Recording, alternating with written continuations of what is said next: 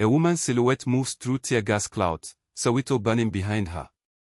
Police sirens wail as Nomzamo Winifred Madikizela raises her fist to the sky, knowing this moment will cost her everything. This is June 16, 1976. While her husband Nelson rots in a Robben Island cell, Winnie Mandela walks into the heart of the student uprising that will shake apartheid to its core. She doesn't know it yet, but the regime is about to unleash 30 years of systematic character assassination to silence the woman they fear most. Born September 26, 1936, in the rolling hills of Bizana in the Transkei, Nomzamo, meaning she who strives, enters a world that seems determined to limit her. Her father, Columbus Madikizela, serves as a government minister, but even privilege cannot shield her from apartheid's suffocating grip. At 12, she watches her mother die, leaving 9 children behind. The pain forges something unbreakable in young Nomzamo, a steel core that will bend but never break. She moves to Johannesburg in 1953, the first black medical social worker at Baragwanath Hospital. Picture her, 22 years old, walking through the hospital corridors in her crisp white uniform, treating patients the state considers less than human. She's already fighting a system designed to crush her spirit.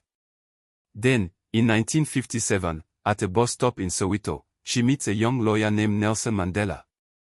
Their eyes lock across a world trying to keep them apart. June 14, 1958, their wedding day becomes political theater.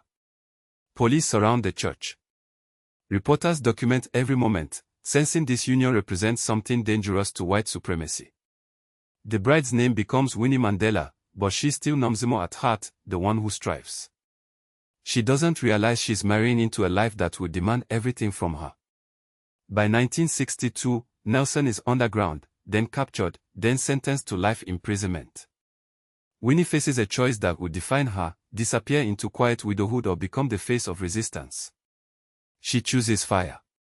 The regime strikes back with calculated cruelty. May 12, 1969, at 2 a.m. security police smash down her door, dragging her away in her nightgown while her daughters watch, screaming.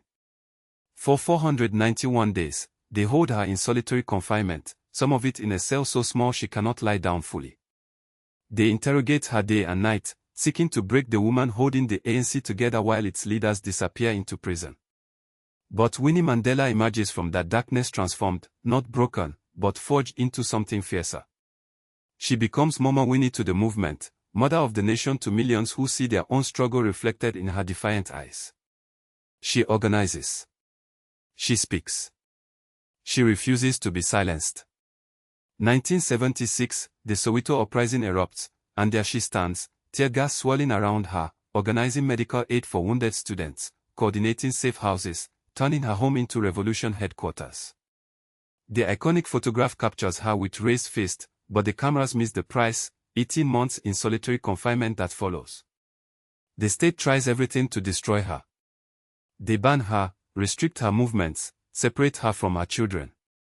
In 1977, they banish her to Brantford, a desolate Free State town where they hope she'll fade into obscurity. Instead, she turns a tin-roofed house into a beacon of hope, organizing the community, establishing clinics, proving that you cannot exile the spirit of resistance. But the crucible of struggle extracts its toll.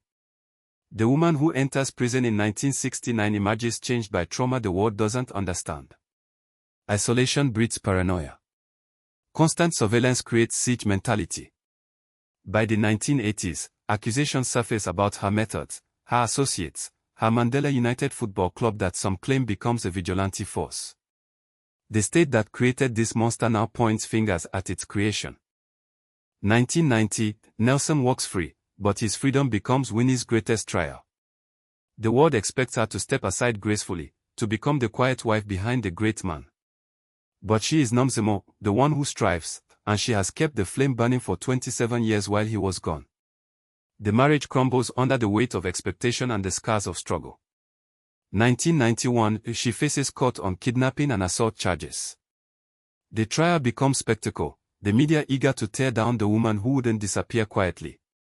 They find her guilty on lesser charges, but the real verdict is delivered in whispers and headlines: the mother of the nation becomes the woman they want to forget. But here's what they've been hiding for 30 years, Winnie Mandela's true crime wasn't violence or scandal. Her crime was refusing to be the saint they demanded. Her crime was being human under inhuman pressure. Her crime was showing the world that resistance has a price, and sometimes that price transforms you into something the comfortable cannot recognize. When she dies April 2, 2018, thousands flood the streets of Soweto. They remember the woman who stood when others couldn't. They remember the mother who kept hope alive in apartheid's darkest hours. They remember Nomzamo, the one who strives. Winnie Mandela's story matters because she shows us that heroism isn't perfect. Revolution isn't clean. The women who hold movements together while men make speeches and strike poses often pay prices history prefers to forget. She reminds us that before you judge someone's methods, you must understand their trials. She is the ancestor whose fire still burns in every woman refusing to be silenced, every mother protecting her children from systems designed to destroy them, every person choosing to strive when the world demands they disappear. Nomzamo Winifred Madikizela Mandela, the mother of a nation that tried to erase her, but cannot.